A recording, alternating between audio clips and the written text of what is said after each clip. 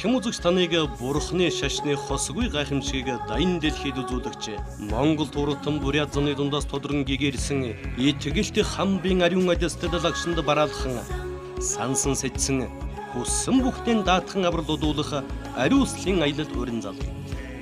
Оросын холбооны улсын бүдийн шашинтны төв хамбын хүрээнд зочлон итгэл тамбын өргөнд саатж дээдийн лагшинд бараалхан гүн ухааны жанрайсгийн ногоон дархийн үнэргийн сахиусны дуин хорин болон цогчин дуунуудад эргэл мөргөл үйлдэж аврал даатгалуудуулах ногоон дархийн хүслийн чулуунд хүссэн бүхнээ даатгах 8 мандын совргон дэрүүлэн хэн залбирал үйлдэх аштын үйл сайн даатгах боломжтой. Мөн Улаанбаатар хотод танилцсан худалдаа үйлчилгээний газруудаар зочлон буцах замдаа итгэл тамбын төрсэн газар доршдог ангаах эрдэм чадал төгс аршаан хүртэх Сэлэнгийн ээж модонд аврал даатгал үйлдэх болно. Таны сансан үйлс бүхэн бүтэх болтугай. Ариуслын зууч Буддатур. Эрхэм үзэгч таныг бэлэгтэн манзуушрын адистад ариун өргөө утан ариун орноор эргэл мөргөл үйлдэн Бээжин хотоор аялах аялалд өрн залъя. Ариуслын зууч Буддатур. Бид олон улсын санхүүгийн төвөдтэй шууд холбогдсон ажиллаж дэлхийн зах зээл дээр өөрийн байр суурийг тодорхойлж байна. Бид өөрийн хөрөнгөөр салбартаа тэргүүлж, эрсдэл даах чадвараараа Монголдо номер 1 боллоо. Таны өдөр бизнесийн үйл ажиллагаанд тохиолдог эрсдлийг бид судлаж, зөвлөсөн мэдээг математик загвар модель дээр хургуулын шинжилэн эрсдлийн удирдлагын цогц шийдлийг боловсруулж өгнө. Мандал даатгал. Эрхэм хүндэт та үзэгч та бүгдийн энэ өдрийн амар амгалан айлтгая. Ингээд бидний энэ мөрийн 3 эрхэм гэдэг номын хөтөлбөр маань бол өнөөдөр 4 дахь өдрөө үргэлжилж байна. Түрүүний хичээлүүд дээр бол бид нар магад гарахын сэтгэл гэж юу юм бэ? Түүнийг хэрхэн яаж төрүүлэх үү? Мөн бодийн сэтгэл гэж юу? Түүнийг төрүүлэх хэрэгтэй учир шалтгаан юу юм? Төрүүлэх арга зам нь юу юм? Яавал бод сэтгэл төрсөн байх вэ гэдэг тухай бол товчхон ярьсан. Өнөөдөр бол үнэнхүү үзэл буюу хоосон чанарын үзлийн тухай бол гарах юм байна. Тэгэхээр нэгдүгээр төрөний магад гарахын сэтгэл болон бод сэтгэлтэй адилхан хоосон чанарыг төрүүлэх хэрэгтэй учир шалтгаан юу юм бэ гэдгийг нь хамгийн эхлээд гарнаа. Хоосон чанарыг онсон бэлгүүнийг төрүүлэх хэрэгтэй учир шалтгаан юу юм бэ гэдэг зэрэг. Найдаг догвийн шэром мэднэ энжин жанч сэмлээ гомжээж сэрдвийн заваа жадвар миний вис дэчэр дэмбэр догвийн тавлаа бад ахуй ёсыг онсон бэлгүүн эс төгөлдөр аваас магад гарах үе бод сэтгэлийг дадуулан үйлдсэн ч орчлонгийн язоорыг тасалж чадахгүй учраас тиймийн тулд шүтэн барилдлыг онохын аргамд шамдаарай гэж. Тэгэхээр ахуй ёс гэж ахуй ёс буюу оршихуй ёс гэсэн үг. Бүх юмс үзэгдлийн яг жинхэнэ орших ёс нь юу юм бэ гэдгийг л мэдэх хэрэгтэй л гэж. Тэрийг мэдэх юм бол ахуй ёсыг онсон буюу оршихуй ёсыг онсон бэлгүүн төрнө. Тэгэхээр энэ юмс үзэгдэл яг жинхэндээ яг ямар байдлаар оршиж байгаа юм бэ гэдгийг таньж мэдэх хэрэгтэй. Тэрийг таньж мэдээгүй бол орчлонгоос ангижрий гэсэн орчлонгоос уйссан магад гарахын сэтгэл хамаг амьтны тусыг хийе гэсэн бод сэтгэлийг хичнээн бясалгасан ч гэсэн төдийлөн бас үр дүнд хүрэхгүй. Яагаад гэвэл зэрэг тэр магад гарахын сэтгэл бодийн сэтгэл хоёр ч нь бол орчлонгийн зовлонгийн язоорыг тасалж чадахгүй. Тэрний ерөндөг биш. Тэгэхээр орчлонгийн язоорыг тасалдаг юм нь юу гэхтэй зэрэг бол орчлонд мэдээж бидний хүлээд байгаа юм нь түрүүний хичээл дээр ярьсан шиг нөгөө эндүрл юм. Юмс үзэгдлийн яг жинхэнэ орших ёс юу вэ гэдэгт л эндүрцсэн. Тэгээ нөгөө харанхуй болонд байгаа олсыг л эсэргээр нь могой биш олс байхад эсэргээр нь могой байна гэж боддсон шиг. Тэрэн шиг л юмс үзэгдлийн жинхэнэ орших ёс нь хоосон чанар байхад тэрийг бол үннээсээ бүтсэн бүр нэг бодиттой нэг юм байна гэдэг ингээд боддсон ч байдаг юм. Гэх мэт юм байдлаар юмс үзэгдлийн оршихуй ёсонд мунхардсан тэр мунхралч нь энэ орчлонгийн гол язоор нь мөн учраас тэр язоорыг таслахын тулд тэр мунхралыг байхгүй болгохын тулд нөгөө орчлонгийн яг жинхэнэ ямар байдлаар оршоод байгаа юм бэ гэдэг тэр зүй тогтол тэр ахуй ёсыг л таньж мэдж байж тэгж байж тэрийг таслах хэрэгтэй юм. Түүнээс биш орчлонгоос гэтлэх юмсан гэсэн хичнээн бодол байсан ч гэсэн тэр маань бол нэг л хүсэл эрмэлзэл төдий юм. За хамаг амьтны тусыг хийх юмсан гэсэн бодол байсан ч гэсэн тэр маань бол нэг л сайхан сэтгэл юм. Түүнээс яг орчлонгийн ёдоорыг бол таслаж чадахгүй гэж. Тиймээс орчлонгийн ёдоорыг бол таслах хэрэгтэй. Орчлонгийн ёдоорыг таслахын тулд юу бяцлах хэрэгтэй вэ гэхтэй зэрэг хоосон чанарыг бяцлах хэрэгтэй. За хоосон чанартай гэдгийн гол нотлохоо юу гэхтэй зэрэг шүтэн барилга байдаг. Тиймээс энд шүтэн барилгыг онохын арга чамдаарай гэж. Шүтэн барилгыг мэдчих юм бол түүгээр дамжуулаад хоосон чанарыг таньж мэдэж чадна. Тийм учраас бол хоосон чанарын гол нотлогоо болсон шүтэн барилгааг бол онохын арга чамдаарай гэж. За тэгээд дараа нь ган шиг хордой чоном тамжижин жумбрай намяа луа мэтэн шиг мигмийн дацаа гаян гүн шиг ба дний санжээ живэл амлаа шүү гэж. За тэгвэл хоосон чанар гэдэг юу юм бэ? Яавал хоосон чанарыг онох юм бэ гэхдээ зэрэг бол тэрийг ингэж альджээ. Хэн нэгэн орчлон нирваны ямс үзэгдэл бүгдийн уг үрний хизээч хуурмаг үгийг үзэх хийгээд зоригдлын тушаалт алин мөн бүгдийгээд эвдвээс тэр нь бурхныг баясгахын мөрд оршноо гэж. Тэгэхээр зэрэг бурхныг баясгахын мөрд оршноо гэдэг нь. За энэ маань юу гэсэн үг вэ гэхээр ямс үзэгдэл бүгдээрээ бүх ямс үзэгдлийг үнээсээ бүтээгүй гэдгийг л эвдэнэ гэж. Тэгэхээр бидний энэ насны бүхэл сэтгэлийн зоригдол байна. Тэ бид нар энд бол бодитойгоор ширээ байж байна. Энэ ном бол ийм бодитойгоор ийм ном байж байна гэдэг юм. Бидний энэ хараад байгаа, үзээд байгаа, сонсоод байгаа энэ бүх зүйлүүдийг бол бүгдээр ингийн бүгдээрээ бол энэ бол хуурмаг үзэгдэл. Бид нар зүүдэндээ зүүдлэхтэй зүүд зүүдэлж явах үедээ бол үнэхээр миний өмнө нэг том амтан байж гэдэг юм. Миний хажууд нэг сайхан морь байж гэдэг юм. Тэгж зүүдлээл. Тэгээд тэр морийг унж байна энэ гэж зүүдлээл. За тэгээд заримдаа нэг чон нохойд хөөгдөж байж гэдэг юм зүүдлээл. Тэгээд нөгөө яахын аргагүй нэг актер тийм урдаг нохой байна. Тэр нь ингээд уруулчихгаа сандраал ингээд яг л тухайн зүүдэлж явах үедээ бол бүхэл юм бодтой юм шиг яг л байгаа юм шиг ингээд байж. Гэтэл сэрээд харахад бол бүх зүйлүүд сэтгэлд ургасан үзэгдэл төдий болохоос биш. Яг бидний зүүдэнд ургасан үзэгдэл төдий болохоос бодтой юм нэгж байдаг. Тэрнтэй адилхан юм. За жишээлх юм зэрэглээ гэхэд холоос харахад яг л ус шиг маралцаад байдаг. За хүмүүс бид нар бол яг энэ бол ус биш зэрэглээ юм а гэдгийг бол мэддэг. Гэтэл бол гөрөөс энтер бол тэрийг мэдэхгүй ус байна гэж бодоод очиж уух гэдэг акусаар угаа тэгээд сүүлдээ бол харангадаад очдөг гэж ингэж хүртэл ярьдаг. Тийм учраас энэ ертөнцид бол эндүрлийн үзэгдэл зөндөө байдаг. Бид нар толинд ингээд харахад бол толин дотор бидний дүрс ингээд яг л байгаа юм шиг тийм. Бид нүдэн тавчаад амаа хөдлөнгүүд ам нь хөдлөөл ингээд яг л бидний дүрс бодиттой байгаа юм шиг байж байна. Гэтэл бол тэрэн дотор бол тэр толин дотор миний дүрсний нэг ч молекул байхгүй. Тэр битгийл миний ус хар өнгөтэй байгаа бол тэр толин дотор хар өнгөтэй тусдаг. Гэхдээ толны тэр нүүрэн дээр бол хар өнгө байгаа юу үгүй юу гэхдээ зэрэг бол маш хэрэгэлзээтэй тийм зүйл байдаг. Тийм ээ толийг ханаруу шар өнгөтэй ханаруу харуулангууд толны нүүр шар болчдөг.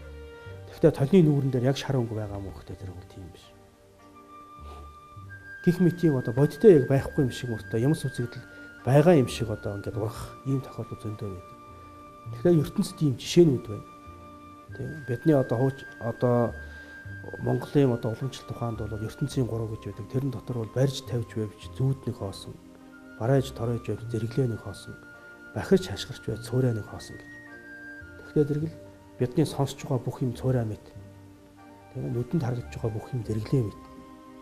Сэтгэлд ургаж байгаа бүх юм чинь зүүд мэт юм аа гэж ингэж үздэг. Яагаад гэвэл зэрэг бол үнэхээр л гадна талд байж байгаа энэ зүйлүүд маань бол яг тийм торч тулахгүй хатуу юм байгаа юм уу гэхдээ зэрэг сайтрыг ажиглахаар бас тийм байд. Тийм биш байдаг. Яагаад гэвэл энэ ширээний тавцсан бол бүгдээрээ маш олон жижиг орчин үеийн шинэ тухаанаар ихэл маш олон жижиг молекулаас бүтэн тийм. Бурхны шашиндууд энийг хомхийн тоос гэж ярьдаг. Маш олон жижиг хомхийн тооснуудаас бүтэн. Тэгээд нэг хомхийн тоосыг аваад үтсэн ч гэсэн тэртэн цаашаа задарна тийм ээ. Нэг молекул байлаа гэхэд электрон, неутрон ч гэдэг юм. Тэгээд тэрэн цаашаага эгэл бөөмсч байдаг юм. Ингээд задраад. Ингээд бурхны шашинд бол тэгж байлдаг. Задлаад байх юм бол хуваагаад байх юм бол хуваагдаж байгаа сүүлдээ хуваагдчихгүй хэсэг бол олдохгүй. Ямар ч байсан хуваагдчихгүй хэсэг бол олдохгүй. Нэг бол хязгааргүй хуваагдана. Нэг бол хуваагдж байгаа сүлдээ дүрс гэдэг ойлголт байхгүй болчихно л гэж. Энэ хоёроос гарцаагүй болохоос биш ерөөсө хуваагдчихгүй нэг жижиг хэсэг болоод үлдэхгүй дээ, нэг тийм жижиг хэсэг болоод алдахгүй дээ гэж ингэж одоо ярьдаг. Тэрнтэй адилхан орчин үеийн шинжлэх ухаан ч гэсэн бас л одоо энэ тал руу байна. Квант физик энэ төргээд сүүлийн үеийн одоо шинжлэх ухаанууд бол бас л одоо энэтэй бол адилхан. Сүүлдээ юмс үзэгдлүүд бүгдээрээ дүрс гэдэг хэлбэр нь дүрс гэдэг зүйл нь бол мөн чанар бол байхгүй болоо зөвхөн одоо долгион хэлбэлцэл төдий байна ч гэдэг ийм зүйлүүдийг бол бас одоо ярьж байгаа. Тэгэхээр зэрэг эндээс ингээд харахад гадна тад үнэхээр нэг тийм одоо бодтойгоор бүтсэн юм байхгүй мөртлөө. Яг энэ бүх юм чинь олон жижиг юм нийлсэн бөөгнөрл юм болвол тэр яг нэг нийлээд байгаа тэр жижиг хэсгүүд чинь хаана байна вэ гэхдээ зэрэг тэр нь олдохоо байждаг. Тэгвэл зэрэг тэдгээрийн одоо нийлбэр тийм одоо жижиг хэсгүүдийн нийлбэр бараг биш мөрт. Тийм хуваагдчихгүй жижиг хэсэг байхгүй мөртлөө тэрэн дундаас нэг тийм үзэгдэл ургасан иймэрхүү маягийн юм болчдөг юм аа. Тэгвэл зэрэг бол энэ бол зөвхөн одоо нэг төрлийн одоо жишээ юм. Энэ бүгдээс ингээд харахад энэ бүх үзэгдлүүд чинь цөмөрөн бол хуурмаг одоо үзэгдэл байна гэж. Энийг л энэ дээр бол мэгвийн дадсаа гэж хэлээд байна. Тэгээ тэгсэн мөртлөө яг бодтой байгаа юм шиг хуурмаг мөртлөө бодтой байгаа юм шиг зүйлүүдийг бол мэгвийн дадсаа буюу зоригдлын одоо бидний оюун ухааны тийм зоригдлын одоо тушаал гэж зогсоол гэж байна. Тэрийг л идчих хэрэгтэй. Тэгвэл тэрийг одоо эвдэхтэй зэрэг ингээ бүх юм байхгүй юм уу гэхтэй зэрэг бүх юм байхгүй хав хаасан. Гэхдээ зэрэг энэний цаана юу байна вэ гэхтэй зэрэг бол угрын одоо шүтэн барилга байж. Ийм уг шалтгаанаас ийм үүсэн шүү дээ тийм. Энэ ширээн дээр энэ имийг тавьж болно.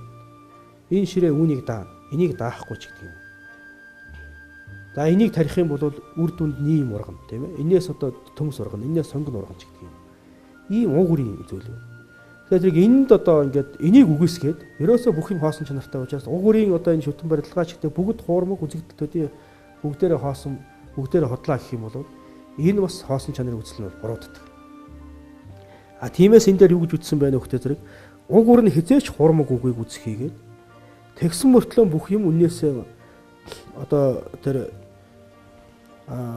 зоригдлын тушаалт буюу бидний одоо энэ үзэгдлөөч бүгд хуурмаг мөртлөө цаана угуур нь үн зөв. Угуур нь хуурмаггүй. Одоо нэг өсөндөө зэрэглээ мэт зэрэглээ бол ус шиг харагдаж байгаа мөртлөө цаанаа одоо огт ус байхгүй гэж үздэг. Ус байхгүй тийм ээ. Тэрнтэй адилхан яг бодтой юм харагдаад байгаа юм шиг мөртлөө цаанаа тийм бодтой юм байхгүй хуурмаг мөртлөө ийм уг шалтгаанаас ийм үр дагавар гарна гэдэг нь тэр угуурын шүтэн барилгаанууд хуурмаггүй.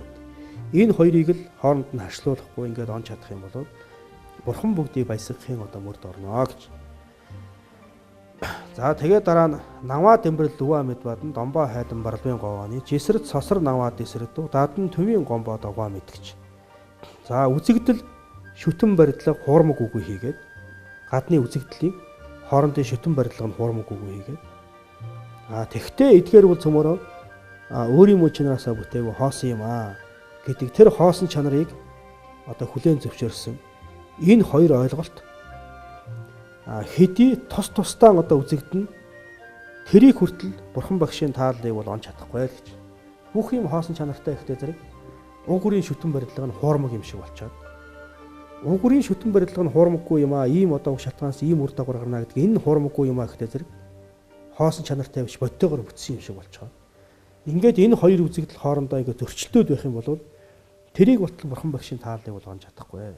За харин энэ хоосон чанартай юм бол угуурын шүтэн барилга нь одоо хуурмаггүй байхаас өөр гарцаагүй юм байна. Угуурын шүтэн барилга нь хуурмаггүй юм бол цаана хоосон чанартай байхаас өөр гарцаагүй юм байна. Үннээсээ бүтсэн юмд бол угуурын шүтэн барилга гэж байж болохгүй. Угуурын шүтэн барилгатай юм бол нээсээ бүтэх боломжгүй юм байна гэх. Ингээд энэ хоосон чанар шүтэн барилга хоёр нь бие биенийгээ дэмжсэн тийм шүтэн барилгатай юм хоосон чанартай байхаас өөр гарцаагүй юм байна. Хоосон чанартай юм бол шүтэн барилгатай байхаас өөр шүтэн барилдаж оршихоос өөр гарцаагүй юм байна гэсэн.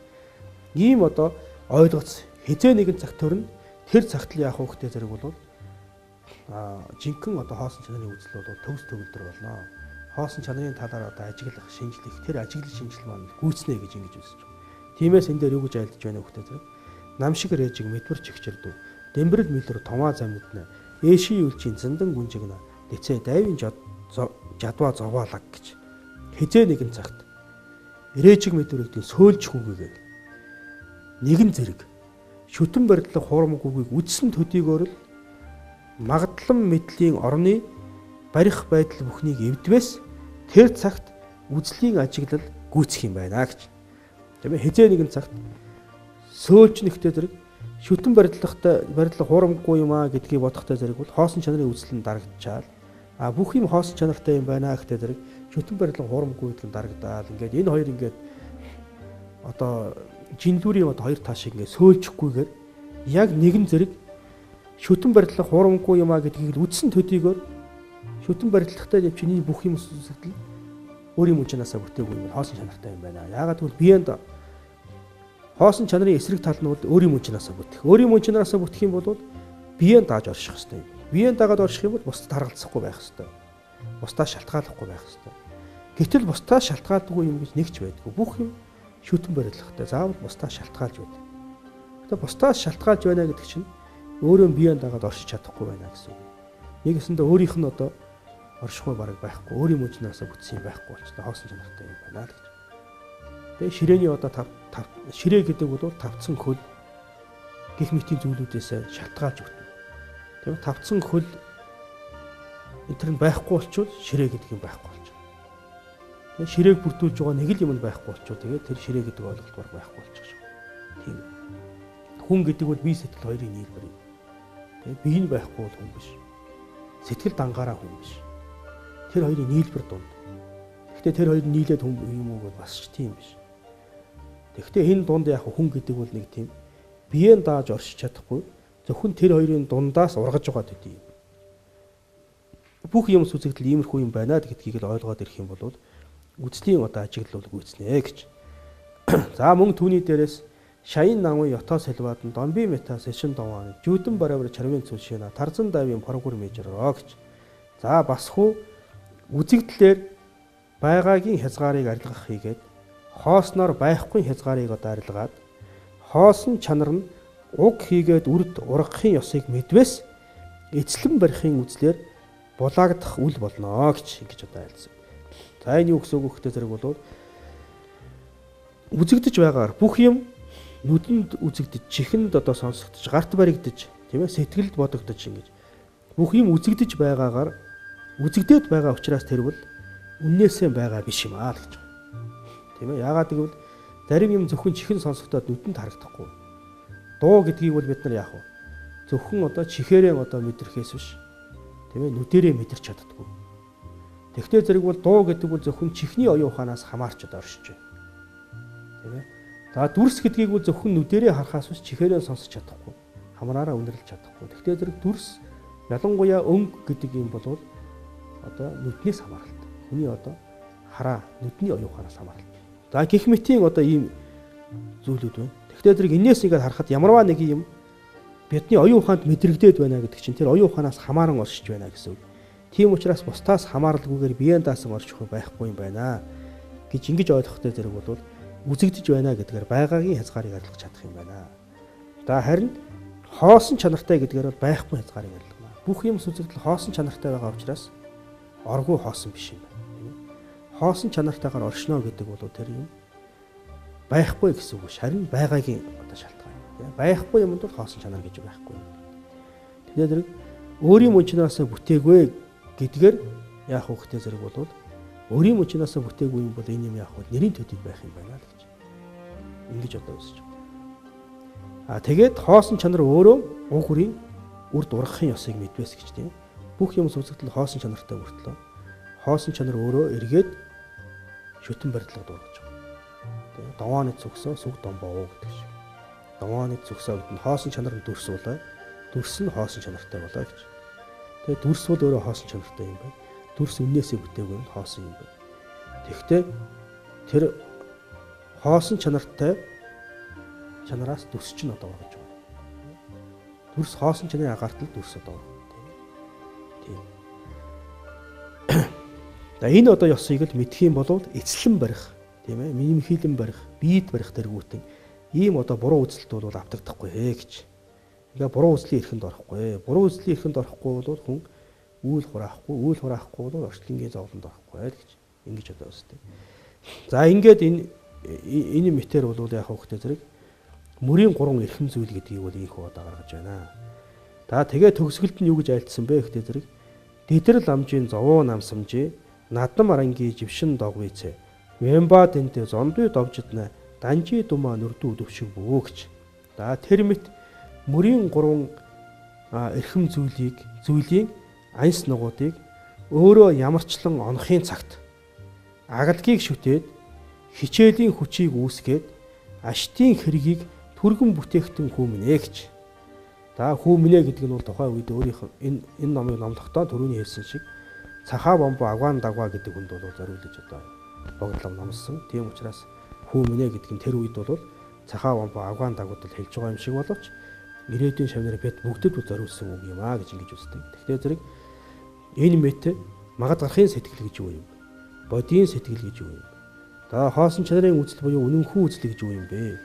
Энэ мөрийн эрхэм гол 3 зүйлийг одоо сайтар мэдээд эдгээрийн одоо анс нугуудыг тийм ээ гол одоо анс гол одоо түлхүүр гол утга санаа нь юу юм бэ гэдгийг сайн өөрөө сайн одоо мэдхийн цагт мэдээд авсан болвол одоо мэдсэн төдийгөр орхихгүй түүнийг анхааран авч бясалгаж хэрэгжүүлэх хэрэгтэй. Тэхийн тулд агалгийг шүтгэж.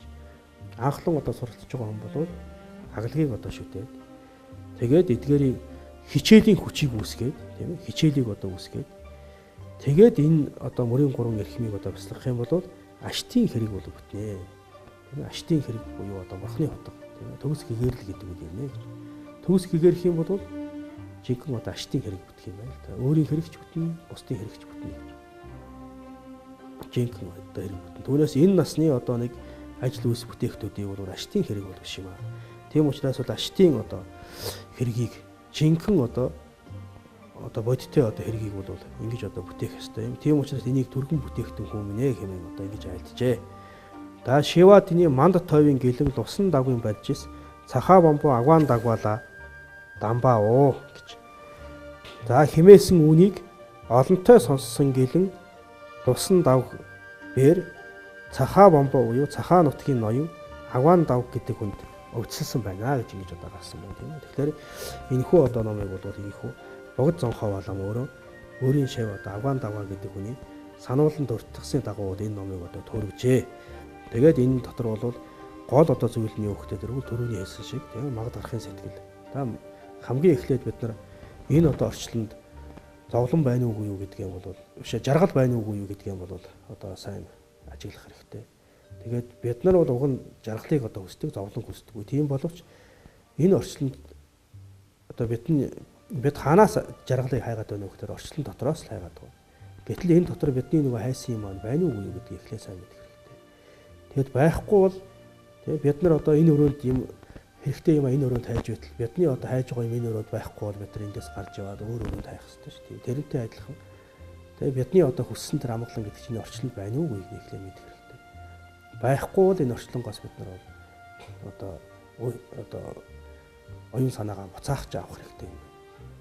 Гэхдээ бид нар бол энэ орчлонд бол шунлаар бол хүлэгддэг тийм. Энэ шунлыг яаж буцаах вэ гэдэг арга замыг бол эхлээд гаргасан байна.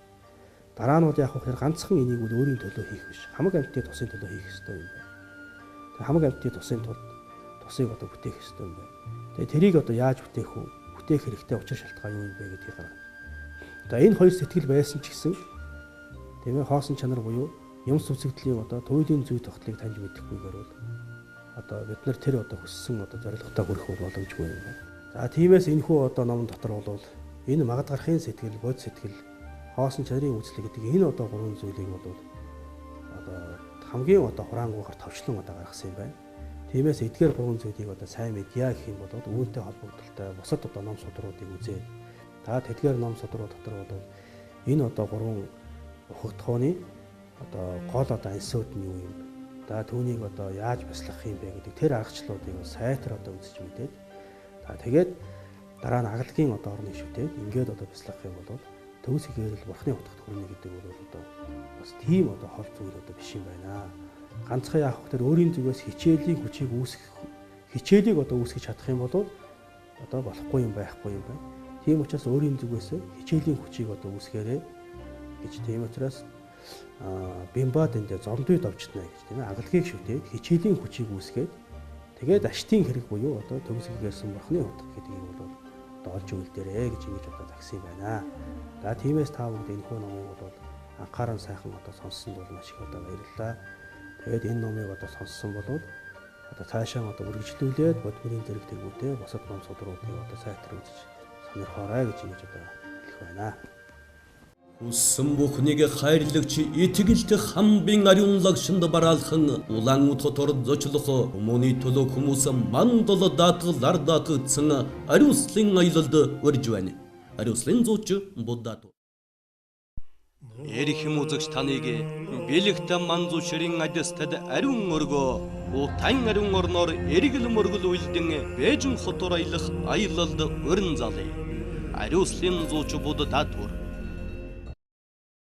Эрх музыкч таныг бурхны шашны хосгүй гайхамшгийг дайн дэлхийд үзүүлэгч Монгол туртан бурят зуны дундаас тодрон гэгэрсэн итгэлт хамбын ариун адстад лагшинд бараалхан сансан сэжсэн хүссэн бүхтэн даатхан авралуудуулах ариуслын аялал өрн залъя. Оросын холбооны улсын бүдийн шашинтны төв хамбын хүрээнд зочлон итгэл хамбын өргөнд саатаж дээдийн лагшинд бараалхан Гүн ухааны Жан Райсгийн ногоон дархийн үнэргийн сахиусны дуин хорин болон цогчин дуунуудад эргэл мөргөл үйлдэж аврал даатгалуудуулах ногоон дархийн хүслийн чулуунд хүссэн бүхнээ даатгах 8 мандын совргон дэрүүлэн хэн залбирал үйлдэх аштын үйл сайн даатгах боломжтой. Мөн Улаанбаатар хоттой танилцсан худалдаа үйлчилгээний газруудаар зочлон буцах замдаа итгэл хамбын төрсэн газар доршдог ангаах эрдэм чадал төгс аршаан хүртэг Сэлэнгийн ээж модонд аврал даатгал үйлдэх болно. Таны сансан үйлс бүхэн бүтэх болтугай. Ариуслын зууч Буддад. Shining салон Сён хөөсөн маск 100% байгалийн гаралтай.